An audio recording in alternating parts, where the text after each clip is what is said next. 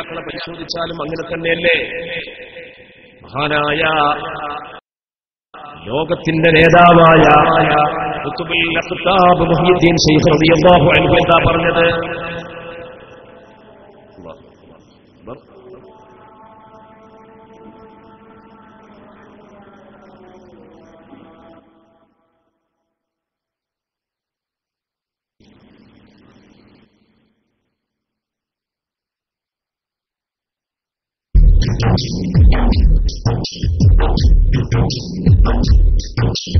സിന്ദാബാദ് സിന്ദാബാദ് SKSF സിന്ദാബാദ് സിന്ദാബാദ് സിന്ദാബാദ് വിദ്യാർത്ഥി ഐക്യം സിന്ദാബാദ് സിന്ദാബാദ് സിന്ദാബാദ് SKSF സിന്ദാബാദ് സിന്ദാബാദ് സിന്ദാബാദ് വിദ്യാർത്ഥി ഐക്യം സിന്ദാബാദ് വിജ്ഞാനം വിനയം സേവനം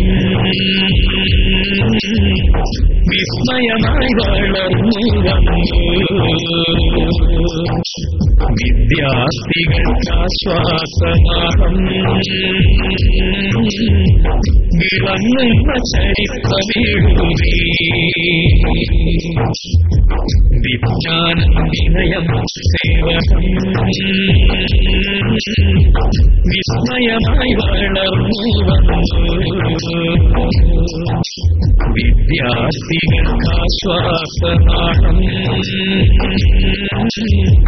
വിളങ്ങുന്ന ചരിത്രമെഴുതി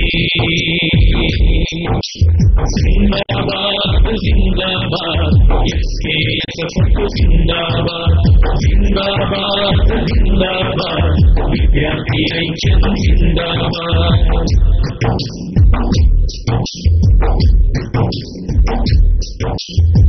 വളരുന്ന മക്കളിൽ ഇസ്ലാം ദീനിൽ വിജ്ഞാനം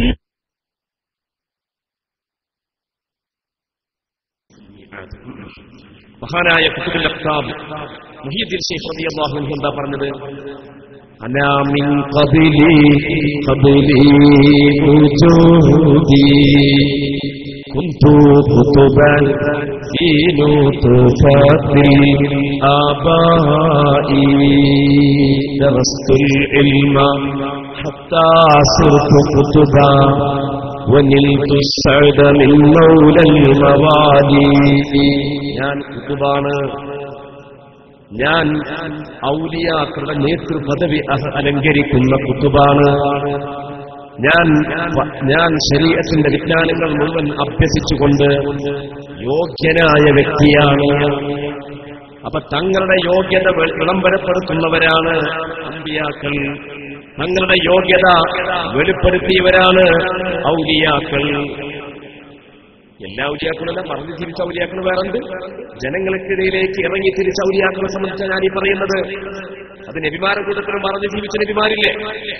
മഹാനായ ഖദിർ അലൈഹിസ്സലാം നബിയായിരുന്നല്ലോ, പക്ഷേ മറന്നു ജീവിച്ച നബിയാണ്. അപ്പോ ജനങ്ങൾക്കിടയിൽ പ്രത്യക്ഷപ്പെട്ടുകൊണ്ട് അവരെ നന്നാക്കാൻ വേണ്ടി നിയോഗിതരായ ഔലിയാക്കൾ, അവരുടെ അനന്തരഗാമികളായ ഔലിയാക്കളൊക്കെ അത് പ്രഖ്യാപിച്ചാണ്. അപ്പൊ തങ്ങളെ സംബന്ധിച്ച്, തങ്ങളുടെ വിശുദ്ധിയെ സംബന്ധിച്ച്, തങ്ങളുടെ ആദർശത്തിന്റെ വിശുദ്ധിയെ സംബന്ധിച്ച് ജനങ്ങളെ മുമ്പിൽ ചർച്ച ചെയ്യാൻ ഇവിടുത്തെ ഒരു കാക്കത്തൊള്ളായിരം സംഘടനകൾക്ക് സാധിച്ചിട്ടില്ല. ഞാൻ ആരെയും ആക്ഷേപിക്കല്ല, വിമർശിക്കല്ല. പക്ഷേ നേരത്തെ ഉദ്ഘാടന പ്രസംഗത്തിൽ തങ്ങളവർ പറഞ്ഞൊരു സംഗതി ഉണ്ടല്ലോ, സൂറത്ത് തൗബയിൽ അല്ലാഹു പറഞ്ഞ യാ അയ്യുഹല്ലദീന ആമനൂ യാ അയ്യുഹല്ലദീന ആമനൂ തഖുല്ലാഹ വഖൂലു മഅസ് സാദിഖീൻ. സത്യത ഉള്ള ആളുകളോടൊപ്പം ആയിരിക്കണം നിങ്ങൾ. ഇത് ആരാണ് പുലർത്തിപ്പോരുന്നത്? ഇത് ഓരോ മുക്കല്ലഫായ മനുഷ്യനും ചിന്തിക്കേണ്ട കാര്യമാണ്. നമ്മളെ കൂട്ടത്തിലൊക്കെ ഇപ്പോ പുതിയ തലമുറയിൽ ഒരു തരം ചിന്താഗതി വളർന്ന് വന്നിട്ടുണ്ട് എന്ന് ഞാൻ പറയാൻ ഉദ്ദേശിക്കാം. എന്താണ്? ഞാൻ സുന്നിയല്ല, ഞാന് മുജയുമല്ല, ഞാന് ജമയുമല്ല, ഞാന് തെബലീഗുമല്ല, ഞാൻ പിന്നെ ആരാണ്? ഞാൻ മുസ്ലിമാണ്. അങ്ങനത്തെ ഒരു മുസ്ലിമുണ്ട്, ഒന്നുമല്ലാത്ത മുസ്ലിം. മുസ്ലിമിൽ നീ ആര്? നീ മുസ്ലിമല്ല എന്ന് പറഞ്ഞതിന് അർത്ഥം എന്താണ്? നീ കാഫിറല്ല എന്നേ വരുന്നുള്ളൂ. കാഫിറല്ല, പക്ഷേ മുസ്ലിമിൽ നീ ആരാണ് എന്ന ഒരു ചോദ്യമില്ലേ? ആ ചോദ്യത്തിന് നമ്മുടെ മുമ്പിൽ മറുപടി വേണ്ടേ? ഖുർആൻ പറയുകയാണ്, യാ അയ്യുഹല്ലദീന ആമനു തഖുല്ലാഹ്, നിങ്ങൾ തഖ്വയിൽ ഇങ്ങനെ ജീവിച്ചാൽ പോരാ, നിങ്ങൾക്കൊരു മഅയ്യത്ത് വേണം, നിങ്ങൾക്കൊരു സമേതത്വം വേണം, നിങ്ങൾക്കൊരു കൂടെയാവൽ വേണം. ഏതാണ് ആ സമേതത്വം? ഫകൂനൂ മഅസ്സാദിഖീൻ, സത്യത നിലപാടുകളിൽ സത്യത, ആദർശത്തിൽ വിശുദ്ധി, അത് വെച്ചുപുലർത്തുന്ന ആളുകളോടൊപ്പമായിരിക്കണം. ഞാൻ ഉറക്കെ പറയാൻ ഉദ്ദേശിക്കുകയാണ് എന്താണ്? ബഹുമാനപ്പെട്ട സമസ്ത കേരള ജംഇയ്യത്തുൽ ഉലമ, സമസ്ത കേരള ജംഇയ്യത്തുൽ ഉലമ അത് ആദർശ വിശുദ്ധി ഉയർത്തിപ്പിടിക്കുന്ന പ്രസ്ഥാനമാണ്. ഇത് നമുക്ക് നിരീക്ഷിച്ചാൽ മനസ്സിലാക്കാൻ സാധിക്കും. അതിന്റെ ആരംഭം മുതൽക്ക് അവസാനം വരേക്കുമുള്ള, അതിന്റെ തുടക്കം മുതൽക്ക് അത് മുന്നോട്ട് വെച്ച നമുക്ക് ഇൻഷാ അല്ലാഹ് ഇനി വിശദമായിട്ട്, ഞാൻ കൂടുതൽ സംസാരിക്കുന്നില്ല, വളരെ വിശാലമായിട്ട് തന്നെ നമ്മൾ കാതോർത്തുകൊണ്ടിരിക്കുന്നു നമ്മുടെ അലവിദാരി. സംസാരത്തിന്റെ തുടക്കത്തിൽ ഞാൻ അദ്ദേഹത്തിന്റെ പേര് പറയാൻ വിട്ടുപോയതാണ്. അദ്ദേഹം വളരെ വിശാലമായിട്ട് തന്നെ അതിന്റെ സമകാലികമായ സമസ്യകളുടെ പൂരണം എന്ന വിധത്തിൽ തന്നെ കാര്യങ്ങൾ വിശദാംശങ്ങൾ നിങ്ങളുടെ മുമ്പിൽ അവതരിപ്പിക്കാനിരിക്കുകയാണ്. അതുകൊണ്ട് കൂടുതൽ വിശദമായി പറയേണ്ട ആവശ്യമില്ല. എന്തുകൊണ്ടാണ് സമസ്ത കേരള ജംഇയ്യത്തുൽ ഉലമാക്ക് ഈ ദൗത്യം നിർവഹിക്കാൻ സാധിച്ചത് എന്ന് ചോദിച്ചാൽ, അവർ ഉലമാക്കളാണ്, അവർ സാദാത്യങ്ങളായിരുന്നു. സാദാത്യങ്ങളെ സംബന്ധിച്ച് നബി സല്ലല്ലാഹു അലൈഹി വസല്ലം തങ്ങൾ പറഞ്ഞത് എന്താണ്? തറക്തു ഫീകും സഖലൈൻ കിതാബല്ലാഹ് വ അഹ്ല ബൈതി ഔ കമാ ഖാൽ, രണ്ട് പ്രധാന സംഗതികൾ ഞാൻ നിങ്ങൾക്ക് ഉപേക്ഷിച്ചു പോവുകയാണ് സമുദായമേ. ഒന്ന് അല്ലാഹുവിന്റെ ഗ്രന്ഥമാകുന്നു. അല്ലാഹുവിന്റെ ഗ്രന്ഥം എന്ന് പറയുമ്പോൾ റസൂലുള്ളാഹി സുന്നത്തിൽ പെട്ടു.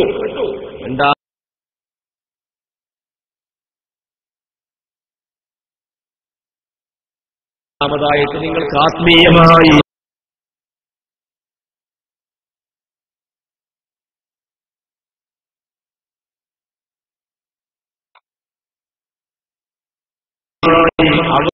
അവതരിപ്പിക്കാൻ പറ്റുന്ന വിഭാഗമാണ്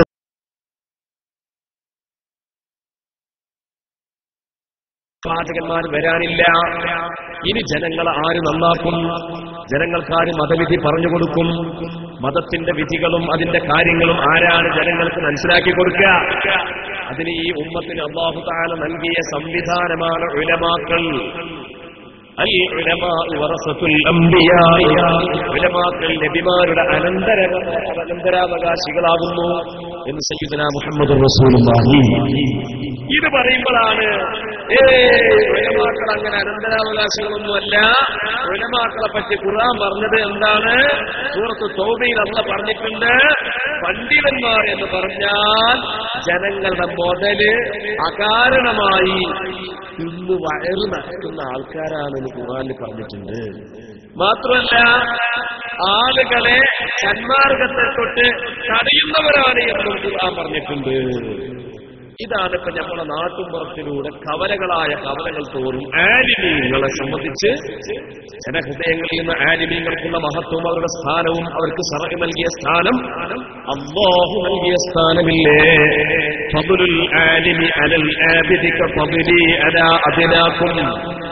റസൂൽ എന്താ പറഞ്ഞത്?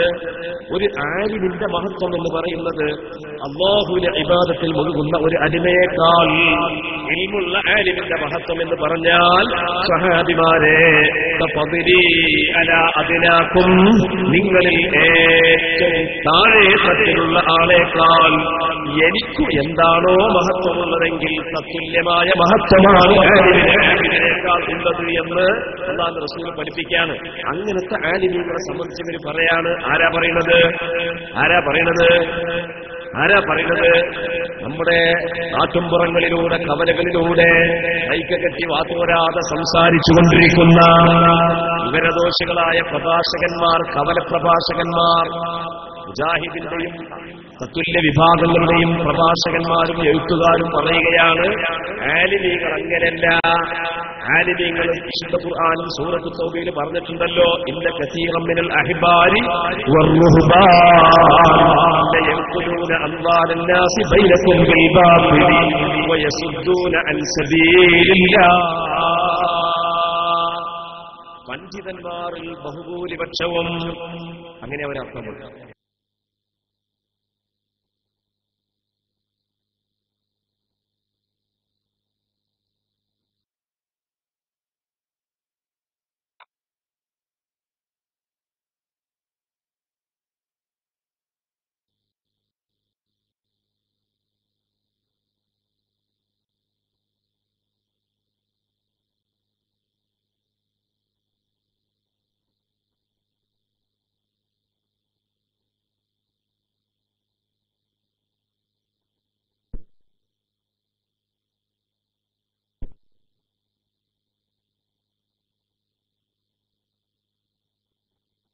പറഞ്ഞിട്ടുള്ളത്. ഈ ഉമ്മത്തിന്റെ പണ്ഡിതന്മാരെ സംബന്ധിച്ച് അല്ലാഹുവിന്റെ റസൂൽ എന്താ പറഞ്ഞത്? ഉലമാ ഉമ്മത്തി അംബിയാ ബനി ഇസ്രായീല അൽ ഉലമാ വറസത്തുൽ അംബിയാ. എന്റെ ഉമ്മത്തിലെ ഉലമാക്കൾ ബനൂ ഇസ്രായീലെ പ്രവാചകന്മാരെ പോലെയാണ്. അവർ അംബിയാക്കളുടെ അനന്തരഗാമികളാകുന്നു. ജനങ്ങളെ സംസ്കരിക്കാൻ നിയുക്തരായ ആളുകളാണെന്നാ പറയുന്നത് അല്ലേ? എന്നിട്ട് ആ പണ്ഡിതന്മാരെ ജനമധ്യത്തിൽ താറടിച്ച് ജനഹൃദയങ്ങളിൽ വളരെ ബഹുമാനത്തോടെയും വളരെ സ്നേഹത്തോടെയും ആദരവോടെയും പിൻപറ്റപ്പെടാവുന്നവരായിട്ട് ജനങ്ങൾ മനസ്സിലാക്കി പോന്ന, നേരത്തെ ഇവിടെ പറഞ്ഞ കോയക്കുട്ടി ഉസ്താദിനെ പോലുള്ള, ശൈഖുന ചെറുശ്ശേരി ഉസ്താദിനെ പോലെയുള്ള, അതുപോലെയുള്ള ആത്മീയമായും വൈജ്ഞാനികമായും ഉയർന്ന നിലവാരത്തിൽ നിലകൊള്ളുന്ന ആലിമീങ്ങളെ സ്ഥാപിക്കുക. ഇതാണ് ഇവിടുത്തെ പുത്തൻ പ്രസ്ഥാനക്കാർ ചെയ്തുകൊണ്ടിരിക്കുന്നത്. ഒന്ന്. രണ്ടാമതായിട്ട് അവർ ചെയ്തുകൊണ്ടിരിക്കുന്നത് എന്താണ്? അവര് ജനങ്ങൾക്കിടയിൽ വളരെ വ്യാപകമായ കളവുകൾ പ്രചരിപ്പിക്കുകയാണ്.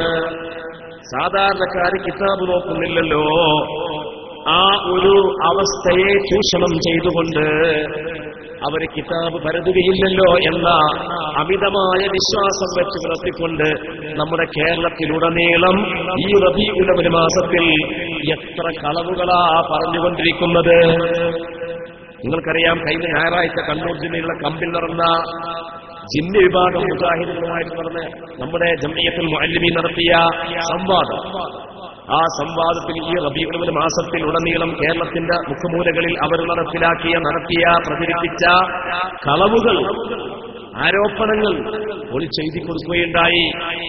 അതുപോലെ തന്നെ നമ്മുടെ സമസ്ത ഇസ്ലാമിക് ക്ലാസ് റൂം, ബഹുമാനപ്പെട്ട നൂറുദിനങ്ങളുടെ നേതൃത്വത്തിൽ നടന്നുകൊണ്ടിരിക്കുന്ന ക്ലാസ് റൂം, ആ ക്ലാസ് റൂം കഴിഞ്ഞ തിങ്കളാഴ്ച ഔദ്യോഗിക വിഭാഗം മുജാഹിദുകളുമായിട്ട് രാത്രി നടത്തിയ ഒരു സംവാദ വ്യവസ്ഥ, ആ വ്യവസ്ഥയിൽ നബിദിനാഘോഷത്തിന്റെ ഒരു വിധി പറയാൻ പോലും അതിന്റെ ഉത്തരവാദപ്പെട്ട ജംഇയ്യത്തുൽ ഉലമായുടെ മെമ്പർമാരായ ആളുകൾക്ക് പോലും നബിദിനാഘോഷം എന്താണ്, ശർഇന്റെ കാഴ്ചപ്പാട് പ്രകാരം അതിന്റെ വിധി എന്താണ് എന്ന് തുറന്നു പറയാൻ, ഹറാമെന്ന് പറയാൻ, അല്ലെങ്കിൽ കറാഹത്ത് എന്ന് പറയാൻ, അതല്ലെങ്കിൽ നല്ലതിനു മാറ്റം എന്ന അർത്ഥത്തിൽ ഖിലാഫുൽ ഔല എന്ന് പോലും വിശേഷിപ്പിക്കാൻ നമ്മുടെ പണ്ഡിതന്മാർക്ക് മുമ്പിൽ സാധിക്കാതെ പത്തിമടക്കി പിന്മാറുന്ന ദയനീയമായ രംഗമാണ് കണ്ടുകൊണ്ടിരിക്കുന്നത്. എന്നിട്ട് പോലും പിടിച്ചു നിൽക്കാൻ പറ്റാത്തവരായിട്ട് പോലും, പ്രതികരിക്കാൻ സാധിക്കാത്തവരായിട്ട് പോലും ജനങ്ങൾക്കിടയിൽ എത്രയധികം കളവുകളാണ് പറഞ്ഞുകൊണ്ടിരിക്കുന്നത്. ഉദാഹരണമായിട്ട് നമ്മളെ മൗലിദ് കിതാബിൽ ഉണ്ടുപോലും. മൗലിദ് നിന്നിപ്പോൾ മൗലിദ് അല്ലേ? എന്തൊക്കെയാണ് ആ മൗലിദിൽ? എത്ര ഒരു മനുഷ്യൻ ചിന്തിച്ചാൽ അറ്റമില്ലാത്ത അനന്തമായ യാഥാർത്ഥ്യങ്ങളിലേക്ക് വിരൽ ചൂണ്ടുന്ന വരികളാണെന്ന് മുഹ്യിദ്ദീൻ മൗലിദിന്റെ പ്രാരംഭ ഈരടിയിൽ നമ്മൾ ചൊല്ലിയത് അല്ലേ?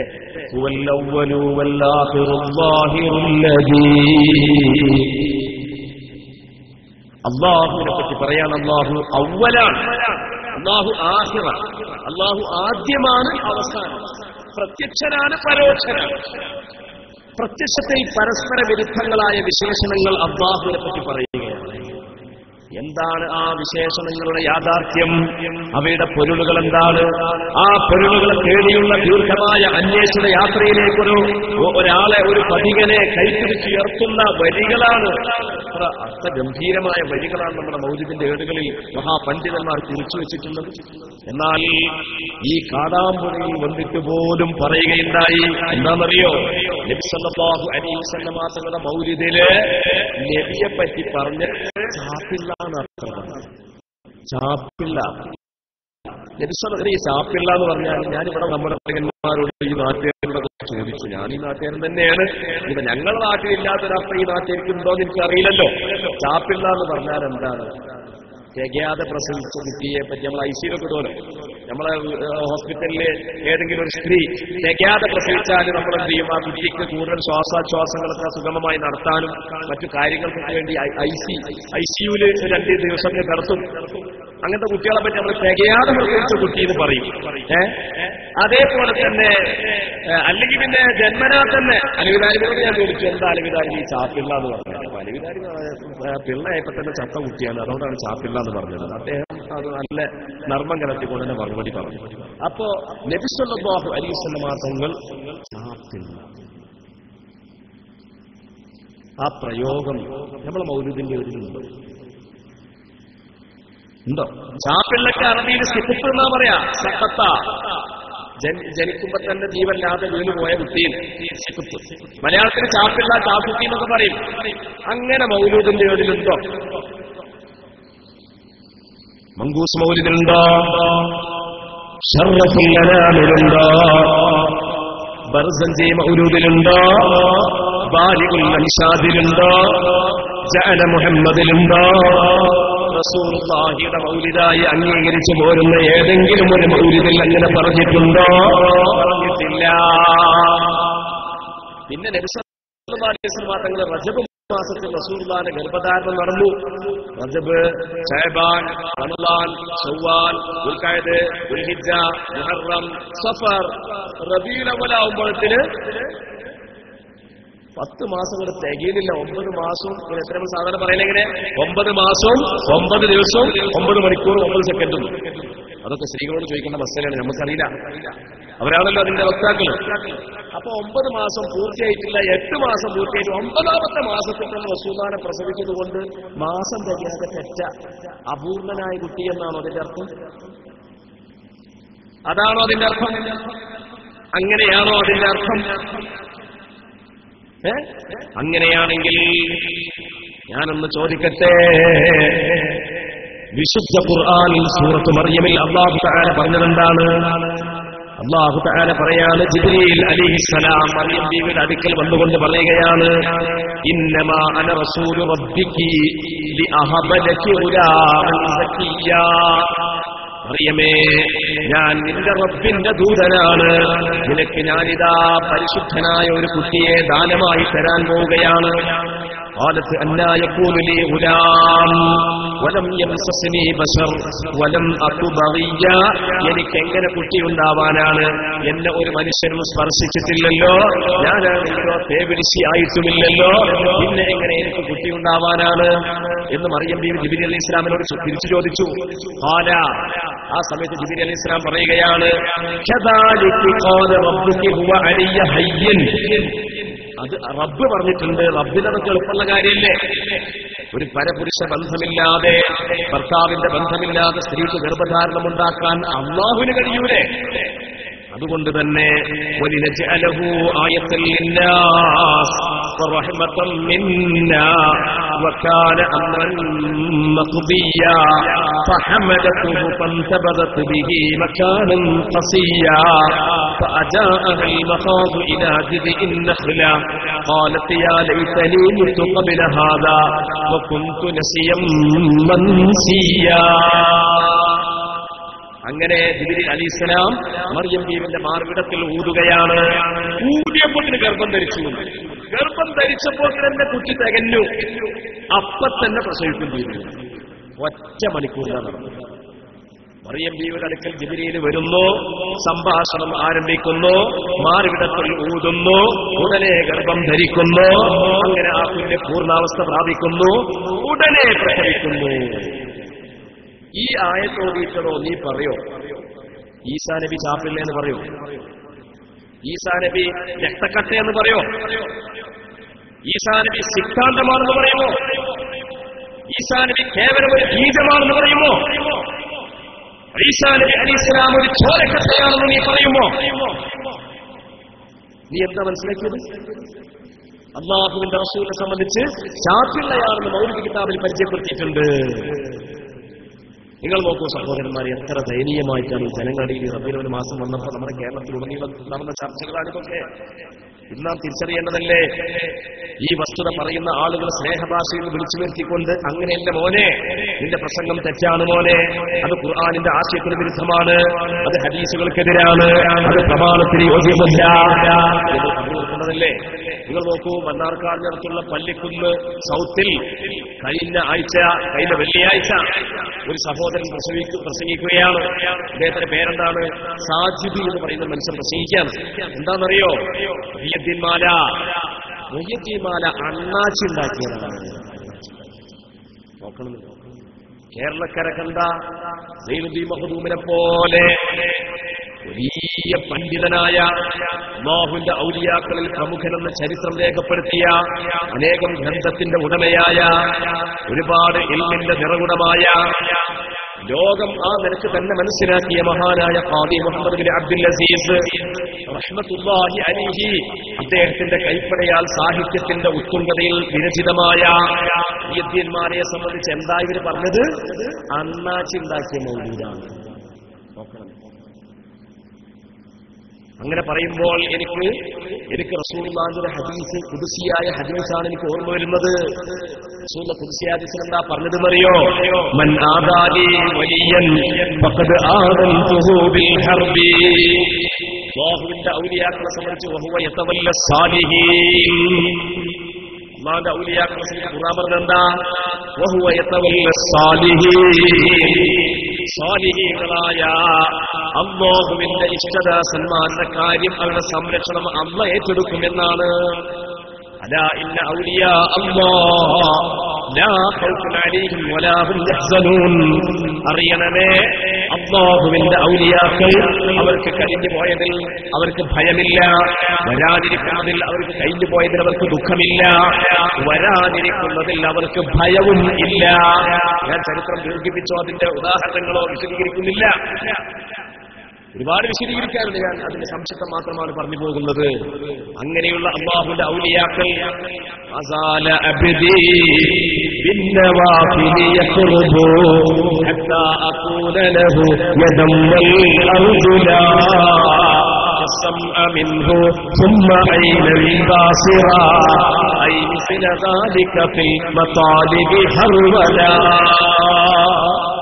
എന്റെ ഇഷ്ടദാസൻ ഫർദുകൾക്ക് പുറമെ അനേകം സുന്നത്തുകളെ കൊണ്ട് അല്ലാഹുവിന്റെ സാമീപ്യം കുറിക്കുമ്പോൾ അവൻ കാണുന്ന കണ്ണ് ഞാനാകും. അല്ല പറയാ, അവൻ കാണുന്ന കണ്ണ് ഞാനാകും, അവൻ കേൾക്കുന്ന കാത് ഞാനാകും, അവൻ പിടിക്കുന്ന കൈ ഞാനാകും, അവൻ നടക്കുന്ന കാല് ഞാനാകും.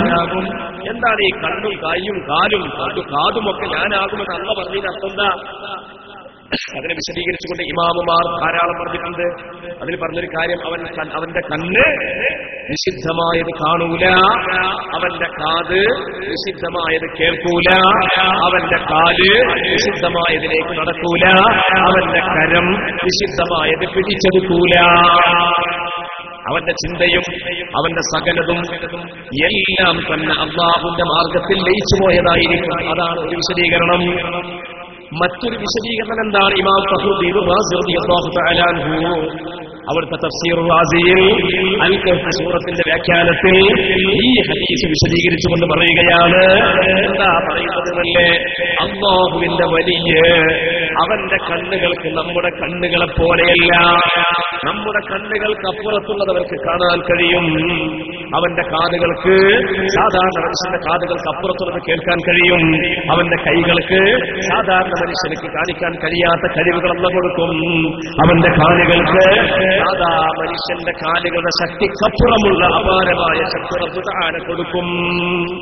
ഇമാമുമാർ പറയാണ്, ഇമാം ഫഖ്റുദ്ദീൻ റാസി റളിയല്ലാഹു തആല അൻഹു അവിടുത്തെ തഫ്സീർ മഫാത്തിഹുൽ ഗൈബ് എന്ന തഫ്സീർ കിതാബ്, ആ തഫ്സീർ ഗ്രന്ഥത്തിന്റെ അൽ കഹ്ഫ് സൂറത്തിന്റെ വിശദീകരണത്തിൽ ഇതിന് ഒരുപാട് ഉദാഹരണങ്ങൾ തന്നെ അദ്ദേഹം പറഞ്ഞിട്ട് ഒരുപാട് ഉദാഹരണങ്ങൾ പറയാം. ഒറ്റ ഉദാഹരണം ഞാൻ പറയാം. ഒറ്റ ഉദാഹരണം, മഹാനായ ഉസ്മാൻ ഇബ്നു അഫ്ഫാൻ റളിയല്ലാഹു അൻഹു അടുക്കലേക്ക് ഒരാൾ ഇങ്ങനെ കടന്നു വരിക. ഉസ്മാൻ ഇബ്നു അഫ്ഫാൻ റളിയല്ലാഹു അൻഹു അടുക്കൽ ഒരാൾ കടന്നു വരികയാണ്. അദ്ദേഹം വരുന്നതിന്റെ വഴിമധ്യേ ഒരു പെണ്ണിനെ ഒന്ന് നോക്കിപ്പോയി. അപ്പോ ഉസ്മാൻ ഇബ്നു അഫ്ഫാൻ അടുക്കൽ എത്തിയപ്പോ ഉസ്മാൻ ഇബ്നു അഫ്ഫാൻ ആ ആകെ തന്നെ മുഖത്തേക്കൊന്ന് നോക്കി. എന്നിട്ട് പറഞ്ഞു, നിന്റെ മുഖത്ത് ഞാൻ വ്യഭിചാരത്തിന്റെ ലക്ഷണം കാണുന്നുണ്ട്. എന്താ പറഞ്ഞത്? ഓ മനുഷ്യ, നിന്റെ മുഖത്ത് ഞാൻ വ്യഭിചാരത്തിന്റെ ലക്ഷണം കാണുന്നുണ്ട്. ആ സമയത്ത് വന്ന മനുഷ്യൻ പറഞ്ഞു, വഹ്യ്, റസൂലുള്ളാഹിന്റെ വഹ്യ് മുറിഞ്ഞു പോയില്ലേ? ഇനി എങ്ങനെയാണ് നിങ്ങൾക്ക് എന്റെ ഞാൻ പോരുന്ന വഴിക്കൽ ഞാനൊരു പെണ്ണിനെ നോക്കിയത് നിങ്ങൾക്ക് എങ്ങനെ മനസ്സിലായി? ആ സമയത്ത് മഹാനായ ഉസ്മാൻ ഇബ്നു അഫ്ഫാൻ തങ്ങൾ പറഞ്ഞത് എന്താണ്? അത് ഫിറാസത്തിന്റെ ഇൽമാണ്. ഇത്തഖൂ ഫിറാസത്തുൽ മുഅ്മിനി ഫഇന്നഹു യൻദുറു ബിനൂരില്ലാഹ്. നിങ്ങൾ മുഅ്മിനിന്റെ ഫിറാസത്തിൽ നിങ്ങൾ സൂക്ഷിക്കണം. മുഅ്മിനിന്റെ ലക്ഷണം നോക്കിക്കൊണ്ടുള്ള പ്രവചനത്തെ നിങ്ങൾ സൂക്ഷിക്കണം. അല്ലാഹുവിന്റെ വെളിച്ചം കൊണ്ടാണ് അവൻ നോക്കിക്കൊണ്ടിരിക്കുന്നത്. അതുകൊണ്ട് അങ്ങനെയുള്ള കഴിവുകൾ ഔലിയാക്കൾക്കുണ്ട്. അത് ഖുദ്സിയായ ഹദീസ് കൊണ്ട് സ്ഥിരപ്പെട്ടതാണ്, അത് ഖുർആൻ കൊണ്ട് സ്ഥിരപ്പെട്ടതാണ്. അവർക്ക് ഇച്ഛാനുസരണവും അല്ലാതെയും കറാമത്തുണ്ടാകും. അവരുടെ അഭിലാഷത്തിന് അനുസൃതമായും അല്ലാതെയും കറാമത്തുണ്ടാവും. എത്രയോ തെളിവുകളിലെ സ്വഹീഹുൽ ബുഖാരിക്ക് ഇങ്ങനെ മറിച്ചു നോക്കിയിട്ടുണ്ടെങ്കിൽ എത്ര തെളിവുകൾ നമ്മുടെ മുമ്പിലുണ്ട്. ഒരിക്കൽ റസൂൽ തന്നെ സഹാബത്തിന് ഒരു കഥ പറഞ്ഞു കൊടുക്കുകയാണ്. എന്താണെന്നറിയോ? ഒരു ഉമ്മ തന്റെ മുലകുടി പ്രായത്തിലുള്ള ഒരു കുട്ടിക്ക് ഇങ്ങനെ മുല കൊടുത്തുകൊണ്ടിരിക്കുകയാണ്. ആ ഉമ്മയുടെ മുല ആ കുട്ടിയുടെ വായിലാണ്. അപ്പോഴാണ് ഒരു പോക്കിരിയായ ഒരു പ്രമാണിയായ മനുഷ്യൻ കുതിരപ്പുറത്ത് ഇങ്ങനെ പരിവാരങ്ങളുമായിട്ട് ഇങ്ങനെ ആളുകളും അനുയായികളുമായിട്ട് ഇങ്ങനെ റോട്ടിലൂടെ നടന്നു പോകുന്ന ഒരു രംഗം കാണുന്നത്. ആ സമയത്ത് ആ ഉമ്മ പ്രാർത്ഥിക്കുകയാണ്, അല്ലാഹുമ്മ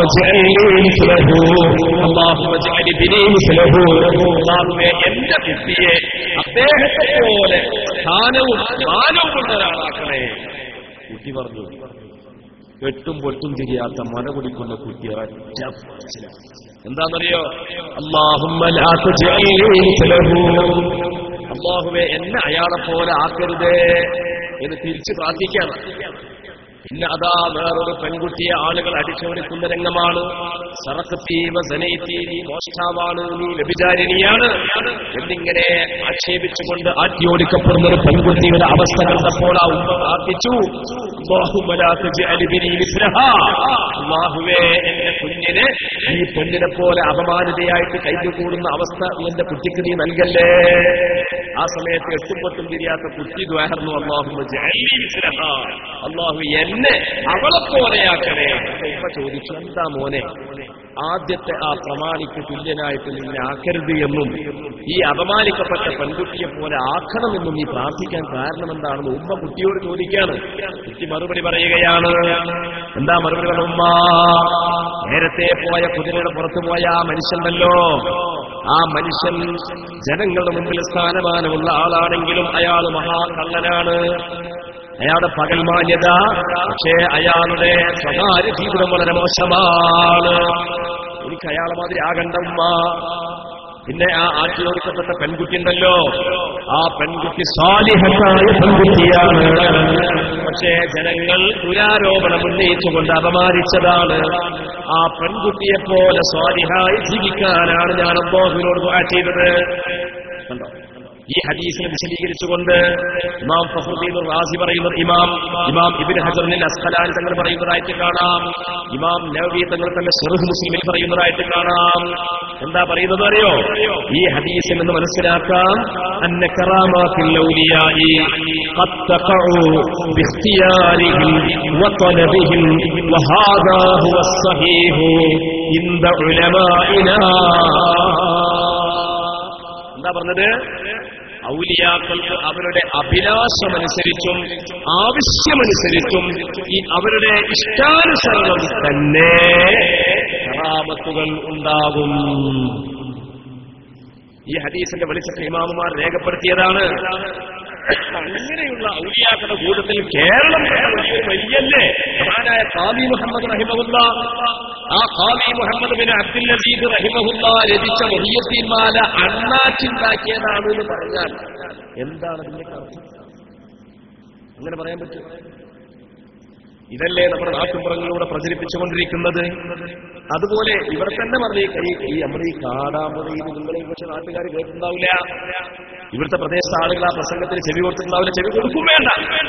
അത്തരക്കാരായ ആളുകളുടെ പ്രസംഗങ്ങൾക്ക് ചെവി കൊടുക്കാൻ മാത്രം തരം താഴ്ന്നവരല്ല നമ്മൾ സമുന്നതമായ ഒരു അവസ്ഥ അല്ലാഹു തആല നിഅമത്തായിട്ട് ചെറുപ്പം മുതലേ ഇൽമു കൊണ്ടും അതുപോലെ അമല് കൊണ്ടും നമ്മുടെ മാതാപിതാക്കളിൽ നിന്നും നമ്മുടെ ഉസ്താദുമാരിൽ നിന്നും നമ്മുടെ മദ്രസകളിൽ നിന്നും നമ്മുടെ പള്ളി ദർസിൽ നിന്നും എല്ലാം വിജ്ഞാനം സമ്പാദിച്ച ഒരു വിഭാഗമാണ് നമ്മൾ.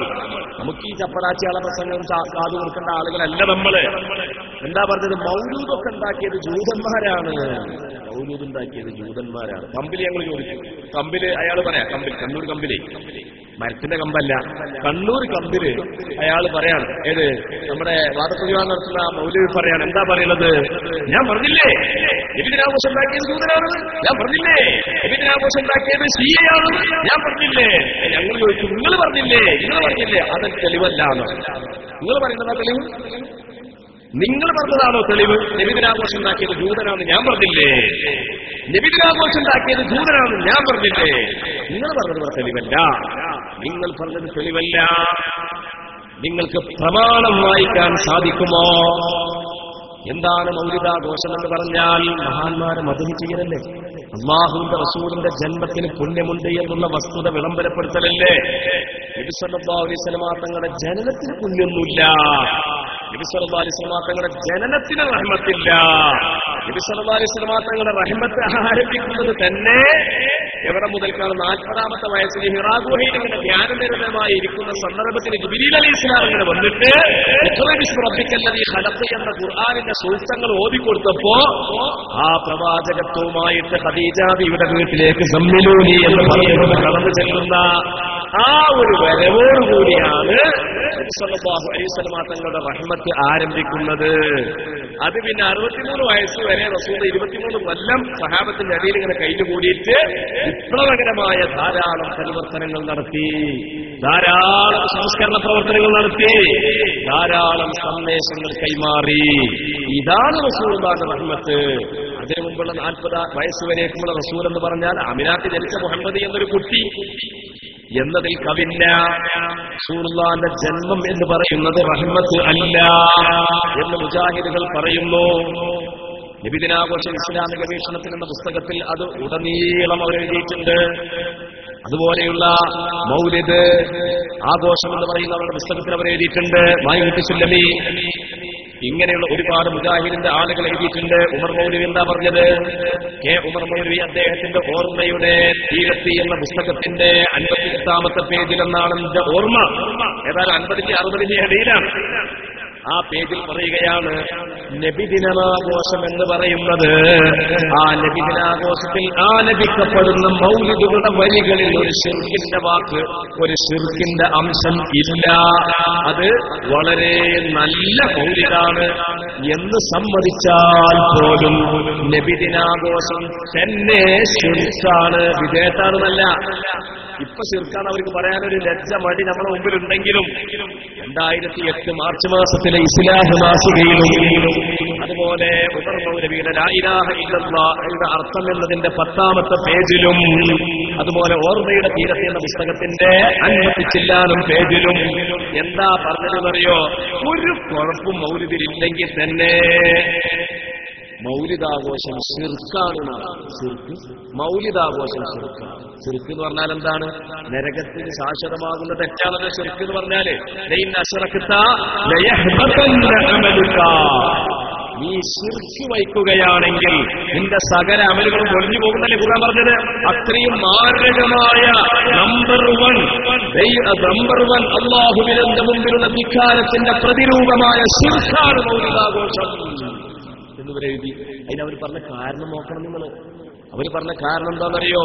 നബി സല്ലല്ലാഹു അലൈഹി വസല്ലം തങ്ങളുടെ പൊരുത്തവും പ്രീതിയും ഈ മൗലിദാഘോഷിക്കുന്നവരുടെ മനസ്സിൽ വരുന്നു. റസൂലുള്ളാഹിന്റെ പൊരുത്തം പാടില്ല എന്നാണ്. റസൂലുള്ളാഹിന്റെ പൊരുത്തം പാടില്ല. ഞാൻ ചോദിക്കട്ടെ, നിഷ്പക്ഷമതികളായ ഈ നാട്ടുകാരോട് ചോദിക്കട്ടെ, 100 കണക്കിന് ഈ സദസ്സിൽ സന്നിഹിതരായ എന്റെ സുഹൃത്തുക്കളോട് ഞാൻ ചോദിക്കട്ടെ, നബി സല്ലല്ലാഹു അലൈഹി വസല്ലം തങ്ങളുടെ പൊരുത്തം നമുക്ക് വേണ്ടേ? റസൂലുള്ളാഹിന്റെ പൊരുത്തം നമുക്ക് വേണോ വേണ്ടയോ? സമസ്ത കേരള ജംഇയ്യത്തുൽ ഉലമ പറയുന്നു പൊരുത്തം നമുക്ക് വേണം. ഇത് സമസ്ത സ്വന്തമായി പറഞ്ഞതല്ല. ഖുർആനാണ് ഇക്കാര്യം പറയുന്നത്. വല്ലാഹു വറസൂലുഹു അഹഖു അയ്യുർദൂ. അല്ലാഹുവിന്റെ പൊരുത്തം സമ്പാദിച്ചാ പോരാ. വറസൂലുഹു അഹഖു അയ്യുർദൂഹു. റസൂലുള്ളാഹിന്റെ പൊരുത്തവും സമ്പാദിക്കണമെന്ന് ഖുർആൻ നമ്മെ പഠിപ്പിക്കുകയാണ്. ഖുർആനെ പഠിപ്പിക്കുന്നത്. ഇനി ഹദീസിൽ എന്താ ഉള്ളത്? ആനായ മുആദ് ബിൻ ജബൽ റളിയല്ലാഹു തആല അൻഹുവിനെ യമനിലുള്ള വിധികർത്താവായി, അവിടുത്തെ ഹാക്കിമായി, അവിടുത്തെ ഖാദിയായി, അവിടുത്തെ ജഡ്ജിയായി അല്ലാഹുവിന്റെ റസൂൽ പറഞ്ഞേക്കുമ്പോ റസൂൽ ഒരു ദുആ നടത്തിയിട്ടുണ്ട്. ആദ്യം ചോദിച്ചു, മുആദേ നീ എങ്ങനെയാണ് അവിടെ പോയാൽ ദീനിന്റെ കാര്യങ്ങൾ ജനങ്ങൾക്ക് പറഞ്ഞു കൊടുക്കുക? മുആദ് ബിൻ ജബൽ റളിയല്ലാഹു അൻഹു പറയാണ്, ഞാൻ ഖുർആനിന്റെ അടിസ്ഥാനത്തിൽ വിധിക്കും, ഞാൻ ഹദീസിന്റെ അടിസ്ഥാനത്തിൽ വിധിക്കും നബിയേ. അപ്പൊ നബി തങ്ങൾ പറയാണ്, ഒരു പ്രശ്നം നിന്റെ മുമ്പിൽ വന്നാൽ ഖുർആനിൽ അതിന്റെ വിധി നീ കാണുന്നില്ല, ഹദീസിൽ അതിന്റെ പോംവഴി നീ കാണുന്നില്ല, എങ്കിൽ നീ എന്താണ് പോംവഴി എങ്ങനെ കണ്ടെത്തും? ആ സമയത്ത് മുആദ് ബിൻ ജബൽ റളിയല്ലാഹു അൻഹു പറയുകയാണ്, അജ്തഹിദൂ, ഞാൻ ഖുർആനിന്റെയും ഹദീസിന്റെയും വെളിച്ചത്തിൽ ഗവേഷണം നടത്തിക്കൊണ്ട് ആളുകളുടെ കാര്യങ്ങൾക്കുള്ള മതവിധി ഞാൻ അവരെ പഠിപ്പിക്കും നബിയേ. ആ സമയത്ത് മുആദ് ബിൻ ജബലിന്റെ തോളിൽ തട്ടിക്കൊണ്ട് റസൂൽ എന്ന് പറയുന്ന ഒരു പ്രാർത്ഥനയുണ്ട്. എന്താണ് ആ പ്രാർത്ഥന എന്നറിയോ? അല്ലാഹുവിന്റെ റസൂൽ പറയുന്ന ഒരു ഹംദുണ്ട്, അൽഹംദുലില്ലാഹില്ലദീ വഫഖ റസൂല റസൂലില്ലാഹി സ്വല്ലല്ലാഹു അലൈഹി വസല്ലമ ലിമാ യുർദി റസൂലഹു. അടിവരട്ട് മനസ്സിലാക്കണം, കേരളത്തിലുള്ള ഈ മുജാഹിദ് പ്രസ്ഥാനത്തിന്റെ സകല ആളുകളെയും നമ്മൾ ചൊല്ലി പഠിപ്പിച്ചു കൊടുക്കേണ്ടുന്ന ഹദീസാണ്. ഇമാം അബൂദാവൂദ് റിപ്പോർട്ട് ഹദീസാണ്, അനേകം ഹദീസ് കിതാബുകളിൽ ഉദ്ധരിക്കപ്പെട്ട ഹദീസാണ്. അല്ലാഹുവിന്റെ റസൂൽ പറയാ, ഞാൻ അല്ലാഹുവിനെ സ്തുതിക്കുകയാണ്. ആരാണ് അല്ലാഹ്? അല്ലദീ വഫഖ റസൂല റസൂലില്ലാഹി സ്വല്ലല്ലാഹു അലൈഹി വസല്ലമ ലിമാ യുർദി റസൂലഹു. അല്ലാഹുവിന്റെ റസൂലിന്റെ യമനിലേക്കുള്ള ദൂതനായ മുആദ് ബിൻ ജബൽ റളിയല്ലാഹു അൻഹുവിനെ അവൻ അല്ലാഹുവിന്റെ റസൂലിന്റെ പൊരുത്തം സമ്പാദിക്കാൻ ആവശ്യമായ കഴിവ് കൊടുത്ത അല്ലാഹുവിനെ ഞാനിതാ സ്തുതിക്കുന്നു. ആരാ പറയുന്നത്? നബിയാണ് പറയുന്നത്. എപ്പോഴാ പറയുന്നത്? മുആദ് ബിൻ ജബലിന്റെ മറുപടി കേട്ടപ്പോഴാ പറയുന്നത്. എന്താ പറയുന്നത്? റസൂലിന്റെ പൊരുത്തം സമ്പാദിക്കുന്ന മുആദ് ബിൻ ജബലിന് അതിനുള്ള കരുത്ത് കൊടുത്ത അല്ലാഹുവിനെ ഞാൻ സ്തുതിക്കുന്നു. റസൂലുള്ളാഹിന്റെ പൊരുത്തം സമ്പാദിക്കണ്ടേ? റസൂലുള്ളാഹിന്റെ പൊരുത്തം വേണ്ടേ? പോട്ടെ, നമ്മളെ മാതാപിതാക്കളെ പൊരുത്തം കിട്ടിയാലല്ലേ അള്ളാഹിന്റെ പൊരുത്തം കിട്ടുള്ളൂ? മാതാപിതാക്കളെ പൊരുത്തം കിട്ടിയാലല്ലേ അള്ളാഹിന്റെ പൊരുത്തം കിട്ടുള്ളൂ? ഹദീസിൽ വന്നതല്ലേ ഹാഫിദുൽ അസ്ഖലാനി അവിടുത്തെ കിതാബിൽ പറഞ്ഞിട്ടുണ്ട്, ഈ ഹദീസ് സഹീഹാണ്. ഹദീസ് ഇങ്ങനെയാണ് പറയാൻ അതിന് തള്ളാനൊന്നും നിൽക്കണ്ട, പ്രമാണയോഗ്യമാണ്. മാതാപിതാക്കളുടെ പൊരുത്തം സമ്പാദിക്കുമ്പോഴാണ് റബ്ബിന്റെ പൊരുത്തം ലഭിക്കുക. മുഹമ്മദ് റസൂലുള്ളാഹി. അപ്പൊ ഒരാൾ മാതാപിതാക്കളുടെ പൊരുത്തം കിട്ടാൻ വേണ്ടി അവരുടെ വാർദ്ധക്യത്തിൽ അവർക്ക് വേണ്ടുന്ന എല്ലാ ശുശ്രൂഷകളും പരിപാലന കർമ്മങ്ങളും നിർവഹിച്ചു. അവരുടെ മനസ്സിലെന്താ? എന്റെ അമ്മാനി ബാപ്പാനി പൊരുത്തം കിട്ടണമെന്നാണ്, എന്റെ അമ്മാനി ബാപ്പാനി പൊരുത്തം കിട്ടണമെന്നാണ്. അങ്ങനെ പൊരുത്തം കിട്ടുമെന്ന് വിചാരിച്ച് മാതാപിതാക്കൾക്ക് ശുശ്രൂഷ നടത്തുക എന്നുള്ള ഇബാദത്ത് ചെയ്യാൻ പാടില്ല എന്ന് പറയാൻ പറ്റുമോ? അള്ളാന്റെ പൊരുത്തം മാത്രമേ പറ്റുള്ളൂ, മാതാപിതാവിന്റെ പൊരുത്തം പറ്റൂല, റസൂലുള്ളാഹിന്റെ പൊരുത്തം പറ്റൂല, ഔലിയാമോന്റെ ശുശ്രൂഷാണ്. അങ്ങനെ പറ്റുമോ? റസൂലുള്ളാഹിന്റെ ജന്മത്തിന് ഒരു മഹത്വമില്ല. എന്താ പറഞ്ഞത്? ഇവരുടെ പുസ്തകങ്ങൾ എന്താ എഴുതിയെന്നറിയോ? അല്ലാഹുവിന്റെ റസൂലിന്റെ ജന്മത്തെ കുറിച്ച് ഖുർആനിലോ ഹദീസിലോ ഒന്നും പറയുന്നില്ല എന്നാ പറയുന്നത്. എന്നാൽ ഖുർആനിൽ പറഞ്ഞിട്ടില്ലേ? റസൂലുള്ളാഹിന്റെ ജന്മത്തെ കുറിച്ച് ഖുർആനിൽ പറഞ്ഞിട്ടില്ലേ? ഇല്ലേ? അല്ലാഹു തആല ഖുർആനിൽ സൂറത്തു തൗബയുടെ 128ാമത്തെ ആയത്തിൽ പറഞ്ഞത് قد جاءكم رسول من أنفسكم عزيز عليه ما عنتم حريص عليكم بالمؤمنين رؤوف رحيم. എന്താ അതിന്റെ അർത്ഥം? ലഖദ് ജാഅക്കും, അല്ലാഹുവിനെ സത്യം ചെയ്തുകൊണ്ടുള്ള പ്രയോഗമാണ്.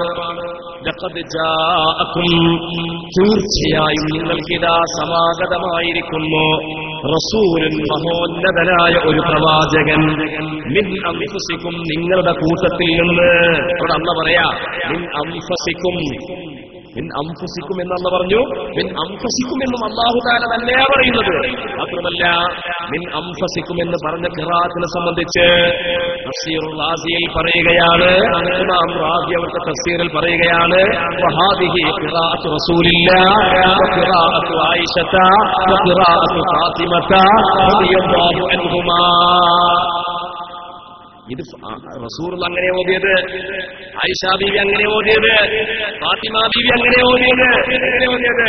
ലഖദ് ജാഅകും റസൂലുൻ മിൻ അൻഫുസികും, നിങ്ങളിൽ ഏറ്റവും പരിശുദ്ധനായ ആ ഒരു വ്യക്തിയിൽ നിന്നാണ് ഈ റസൂല് ആഗതമായിരിക്കുന്നത്.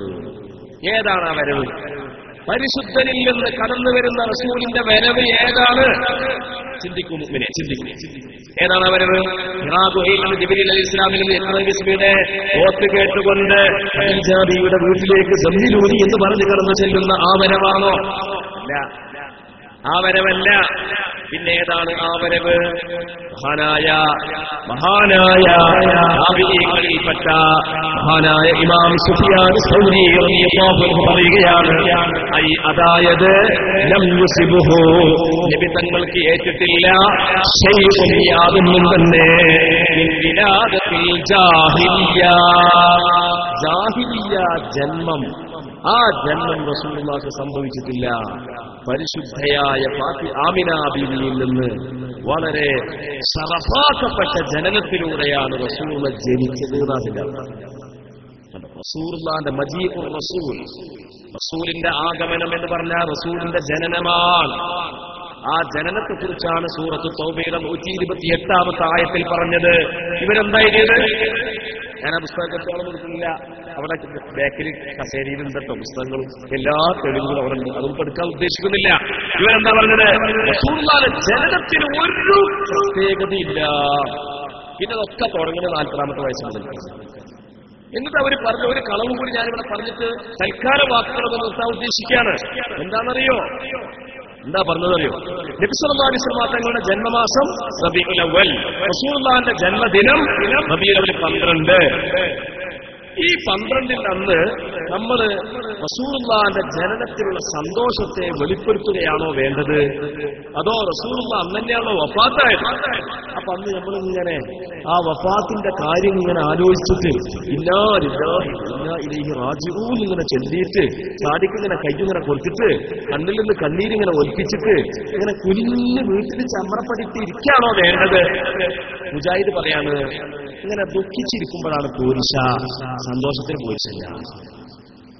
നോട്ടീസ് ആലപ്പുഴയിൽ നമ്മുടെ സമ്മേളനം നടക്കുന്നതിന് തൊട്ടടുത്ത് ഒരു പ്രസംഗത്തിന്, സമ്മേളന പ്രചരണത്തിന് വേണ്ടി സമ്മേളനം നടക്കുന്ന നാട്ടിൽ പ്രസംഗത്തിന് പോയി. അപ്പൊ അവിടുന്ന് എനിക്ക് അവിടുത്തെ പ്രവർത്തകർ നോട്ടീസാണ്. ആ നോട്ടീസിൽ പറയുന്നത് എന്താണെന്ന് വെച്ചാൽ, ആ നോട്ടീസിൽ മാത്രമല്ല കേരളത്തിലുടനീളം വിതരണം ചെയ്യാൻ വേണ്ടി ശ്രമം നടത്തിയ നോട്ടീസുകളിൽ മുഴുവൻ പറയുകയാണ് തങ്ങളുടെ ജന്മദിനം ഏതാണ് എന്നതിൽ പണ്ഡിത ലോകത്ത് അഭിപ്രായ വ്യത്യാസമുണ്ട്. അത് പല അഭിപ്രായങ്ങളും രേഖപ്പെടുത്തപ്പെട്ടിട്ടുണ്ട്.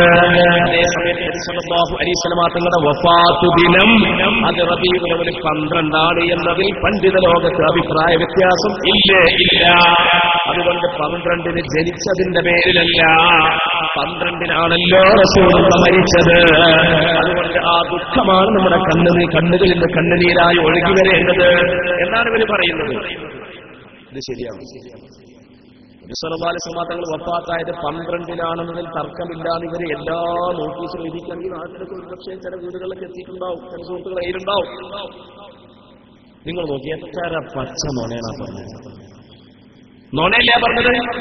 അല്ലാഹുവിന്റെ റസൂൽ സല്ലല്ലാഹു അലൈഹി വസല്ലം തങ്ങൾ ഹജ്ജത്തുൽ വദാഇന് ശേഷം 81 ദിവസം മാത്രമാണ് ജീവിച്ചിട്ടുള്ളത് എന്നാണ് തഫ്സീറുകളിൽ കാണുന്നത്. മാഇദ സൂറത്തിന്റെ 3ാമത്തെ ആയത്തിന്റെ വിശദീകരണത്തിൽ അങ്ങനെയാ കാണുന്നത്. റസൂലുള്ളാഹി മരിച്ചത് റബീഉൽ അവ്വൽ 1 അഭിപ്രായമുണ്ട്. റസൂലുള്ളാഹി വഫാത്തായത് റബീഉൽ അവ്വൽ 2 നിരീക്ഷണം ഉണ്ട്. റസൂലുള്ളാഹി വഫാത്തായത് റബീഉൽ അവ്വൽ 10 അഭിപ്രായമുണ്ട്. റസൂലുള്ളാഹി വഫാത്തായത് റബീഉൽ അവ്വൽ 12 അഭിപ്രായമുണ്ട്. റസൂലുള്ളാഹി വഫാത്തായത് 13 അഭിപ്രായമുണ്ട്. 14 അഭിപ്രായമുണ്ട്. പല അഭിപ്രായം. അത് ഇവര് പറയാണ് നോട്ടീസിൽ റസൂലുള്ളാഹി വഫാത്തായത് 12 അതിനൊരു തർക്കമില്ല. കിതാബൊന്നും നോക്കണ്ടേ? കിതാബ് നോക്കണ്ടേ? കിതാബ് നോക്കാതെ സാധാരണക്കാരായ ആളുകളുടെ മുമ്പിൽ ജാഹിലീങ്ങളായ പ്രാസംഗികന്മാർ, ജാഹിലീങ്ങളായ എഴുത്തുകാർ, വിവരമില്ലാത്ത ആളുകൾ ദിവസവും പച്ചക്കറവും പറഞ്ഞുകൊണ്ടിരിക്കുകയാണ്. എത്രത്തോളം അതിന്റെ മൂർധന്യാവസ്ഥ എവിടെ എത്തിയെന്നറിയോ? ഈ വർഷത്തെ നബിയുടെ 12 നിരീക്ഷിച്ച ഈ കേരളത്തിൽ നടക്കുന്ന വാഗ്വാദ അതുപോലെ സംവാദ വിവാദ കാര്യങ്ങളെ നിരീക്ഷിക്കുന്ന ഒരു നിരീക്ഷകന് ബോധ്യപ്പെട്ട കാര്യങ്ങളായി പറയുന്നത് എന്താ പറയുന്നത് എന്നറിയോ? അല്ലാഹുവിന്റെ റസൂലിന്റെ ജന്മം, ആ ജനിച്ചതിനെ ഇങ്ങനെ ആമിനാക്കൊരു കുട്ടി ജനിച്ചിട്ടുണ്ട് എന്നുള്ള സന്തോഷ വാർത്ത അടിമപ്പെണ്ണായ സുവൈബ് എന്ത് ചെയ്തു? യജമാനായ അബൂ ലഹബ് ാണ്. അബൂ ലഹബ് ആരാണ്? റസൂലുള്ളാഹിന്റെ പിതൃവ്യനാണ്. പക്ഷെ റസൂലുള്ളാഹിനെ അങ്ങേറ്റം മർദ്ദിച്ച ആളുമാണ്. തബ്ബത് യദാ അബീ ലഹബിൻ വതബ്ബ എന്ന് ഖുർആൻ ആക്ഷേപിച്ച വ്യക്തിയാണ്. നരകത്തിൽ കടക്കുമെന്ന് ഉറപ്പുള്ള ആളാണ്. അങ്ങനത്തെ അബൂ ലഹബ് ആമിനാക്കൊരു കുട്ടി ജനിച്ചു എന്ന സന്തോഷ വാർത്ത കേട്ടപ്പോ ഞാൻ നിന്നെ മോചിപ്പിച്ചു എന്ന് ആ അടിമപ്പെണ്ണിന ഞൊടിയിട മോചിപ്പിച്ചു. ആ സന്തോഷത്തിന്റെ അങ്ങനെ അബൂലഹബ് ബദറിന്റെ ആ കാലഘട്ടത്തിൽ ചത്തു മരിച്ചു. അബൂലഹബ് ചത്ത് കബറിലായി. ഒരു കൊല്ലം കഴിഞ്ഞിട്ട് ജ്യേഷ്ഠനായ അബ്ബാസ് റളിയല്ലാഹു അൻഹു അബൂലഹബിന്റെ സ്വപ്നം കണ്ടു. സ്വപ്നത്തിൽ ചോദിച്ചു, ഓ സഹോദരാ, നീ ഞങ്ങളോട് ഇവിടെ പറഞ്ഞതിന് ശേഷം നിന്റെ അവസ്ഥ എന്താണ്? അബൂലഹബ് പറയുകയാണ്, എന്റെ അവസ്ഥ വളരെ മോശമാണ്. പക്ഷേ എനിക്ക് എന്റെ ഈ വിരലിലൂടെ എനിക്ക് വെള്ളം നൽകപ്പെട്ടു. ഞാൻ മോചിപ്പിച്ചത് കാരണത്താൽ. ഇതെവിടെ ചരിത്രമുള്ളത്? ഇത് ഓരോ തിങ്കളാഴ്ചയുമാണ് എന്നും അത് റസൂലുള്ളാഹിന്റെ ജന്മത്തിലുള്ള സന്തോഷത്തിന്റെ പേരിലാണ് എന്നൊക്കെ അതിനെ വിശദീകരിച്ചുകൊണ്ട് ഇമാമികൾ അനവധി ചരിത്രങ്ങൾ വിശദീകരിച്ചിട്ടുണ്ട്. ഞാൻ അതിലേക്കൊന്നും കടക്കുന്നില്ല. ഇതെവിടെ പറയുന്നത്? ഇമാം ബുഖാരി തങ്ങൾ അവിടുത്തെ സ്വഹീഹിൽ പറയുകയാണ്, ഖുർആൻ കഴിഞ്ഞാൽ പിന്നെ രണ്ടാമത്തെ പ്രമാണമല്ലേ സ്വഹീഹുൽ ബുഖാരി? പ്രമാണത്തിന്റെ സ്രോതസ്സല്ലേ സ്വഹീഹുൽ ബുഖാരി? ആ സ്വഹീഹുൽ ബുഖാരിയിൽ കിതാബുൻ നിക്കാഹ് എന്ന അധ്യായത്തിൽ ഇത് പറയുന്നുണ്ട്. കിതാബുൻ നഫഖാത്ത് എന്ന അധ്യായത്തിലും ഇത് പറയുന്നുണ്ട്. ബാബുൽ മറാദിഇ മിനൽ മവാലിയാത്തി എന്ന അധ്യായത്തിന്റെ വിശദീകരണത്തിൽ ഈ സംഭവം പറയുന്നുണ്ട്. ഉർവത്തു എന്ന് പറഞ്ഞിട്ട് സനദ് സഹിതമാണ് ഇത് പറയുന്നത്. ഇതെന്തിനാണ് ഈ സംഭവത്തെ ബുഖാരി ഇമാം ഉദ്ധരിച്ചത് എന്ന് വിശദീകരിച്ചുകൊണ്ട് മഹാനായ ബദറുദ്ദീനുൽ ഐനി അതുപോലെ ഹാഫിദുൽ അസ്ഖലാനി പോലുള്ള ഇമാമികളൊക്കെ എന്താ പറഞ്ഞതെന്നറിയോ? ഇത് തെളിവിന് വേണ്ടി പറഞ്ഞതാണ്. ബുഖാരി ഇമാം ഒരു മസ്അല തെളിയിക്കാൻ വേണ്ടി പറഞ്ഞതാണ്. എന്താ മസ്അല? മുല കൊടുക്കുന്ന പെണ്ണുങ്ങൾ അടിമ പെണ്ണുങ്ങളാവാൻ പറ്റുമോ? മുല കൊടുക്കുന്ന പെണ്ണുങ്ങൾ, ഒരു പെണ്ണിന് കുത്തി ജനിച്ചു, ആ ഉമ്മാക്ക് മുലയില്ല, പാലില്ല. അപ്പൊ വേറെ ഏതെങ്കിലും പെണ്ണുങ്ങളെ മുല കൊടുക്കാൻ വേണ്ടി ഏൽപ്പിക്കും. ആ ഏൽപ്പിക്കപ്പെടുന്ന പെണ്ണുങ്ങൾ സ്വതന്ത്ര പെണ്ണുങ്ങൾ തന്നെയാവണോ അതോ അടിമ പെണ്ണുങ്ങളാവാൻ പറ്റുമോ? ഈ വിഷയം തെളിയിക്കാൻ വേണ്ടിയാണ് ഇമാം ബുഖാരി തങ്ങൾ ഈ സുവൈബയുടെ സംഭവം, അബൂലഹബിന് ഇളവ് ലഭിക്കുന്ന സംഭവം, അബൂലഹബിന് ഒരു വിരലിലൂടെ വെള്ളം കുടിപ്പിക്കപ്പെടുന്ന സംഭവം ബുഖാരി ഇമാം ഉദ്ധരിക്കുന്നത് എന്ന് ഇമാമുമാർ പറയുമ്പോൾ എന്താ പറഞ്ഞത് അറിയോ? ഇവരതിനെപ്പറ്റി പറഞ്ഞത് കള്ളക്കഥയാണ്. ഇത് പച്ചക്കള്ളക്കഥയാണ്. ഇത് തലയും വാലുമില്ലാത്ത ഉമ്മാക്കി കഥയാണ്. അപ്പൊ ഞങ്ങൾ കണ്ണൂർ കമ്പിൽ സംവാദത്തിന് ചോദിച്ചു, അവസാനത്തെ ചോദ്യത്തിന് ചോദിച്ചു, ഈ സംഭവം സുവൈബയെ മോചിപ്പിച്ചതിന്റെ പേരിൽ അബൂജഹലിന് ഇളവ് ലഭിക്കുമെന്ന് പറയുന്ന സംഭവം, ആ സംഭവം അത് അബ്ബാസ് ബിൻ അബ്ദുൽ മുത്തലിബ് സ്വപ്നത്തിൽ ദർശിച്ച സംഭവം അത് കള്ളക്കഥയാണ് എന്നും കരയും വാരുമില്ലാത്ത ഉമ്മാക്ക് കഥയുമാണെന്ന് നിങ്ങൾ പറഞ്ഞല്ലോ. ഇമാം ബുഖാരി തങ്ങൾ കള്ളക്കഥ പറയുന്ന ആളാണോ? ഉമ്മാക്ക് കഥയുണ്ടാക്കിയിട്ട് ഈ സമുദായത്തെ പറ്റിക്കുകയും വഞ്ചിക്കുകയും ചെയ്ത ആളാണോ ഇമാം ബുഖാരി എന്ന് ഞങ്ങൾ പറഞ്ഞപ്പോ ഇവരെന്താ പറഞ്ഞത്? ബുഖാരിയിൽ അങ്ങനെ ഒരു സംഭവം ഇല്ലേ ഇല്ല. നോക്കണം, നിങ്ങൾ മോത്ത് നോക്കിയിട്ടുണ്ടോ? അത്രമാത്രം നുണ പറയുന്ന ആളുകൾ, കളവിലൂടെ തങ്ങളുടെ പ്രസ്ഥാനത്തിന്റെ നിലനിൽപ്പിന് വേണ്ടി പരിശ്രമിക്കുന്ന ആളുകളുടെ ഈ ഒരൊറ്റ കാര്യങ്ങളും അതൊന്നും നിലനിൽപ്പില്ല. അതുകൊണ്ട് എന്റെ പൊതുജനത്തോട്, എന്റെ ആളുകൾ, എന്റെ സദസ്യരോട് എനിക്ക് പറയാനുള്ളത്, ഈ ജാതി കുപ്രചാരണങ്ങളിൽ നമ്മൾ ആരും പെട്ടുപോകാൻ പാടില്ല. ഇത് നമ്മൾ എന്ത് ചെയ്യണം? അത്തരക്കാരായ ആളുകൾ നമ്മൾ വിളിച്ചു വരുത്തണം. എന്നിട്ട് വിളിച്ചു വരുത്തിയിട്ട്, മോനെ നീ വിശ്വസിക്കുന്നതിന്റെ വിശ്വാസം തെറ്റാണ് കേട്ടോ, മോനെ നിന്റെ കാഴ്ചപ്പാട് തെറ്റാണ് കേട്ടോ, നീ മുജാഹിദോ ജമാഅത്തോ തബ്ലീഗോ ഇങ്ങനെയുള്ള ആളുകളൊക്കെ ആയാൽ നിന്റെ പ്രയാണം നരകത്തിലേക്കാണ് കേട്ടോ, സ്വർഗം നിനക്ക് അകലെയായിരിക്കും, ഖബർ ജീവിതം പ്രയാസമാകും.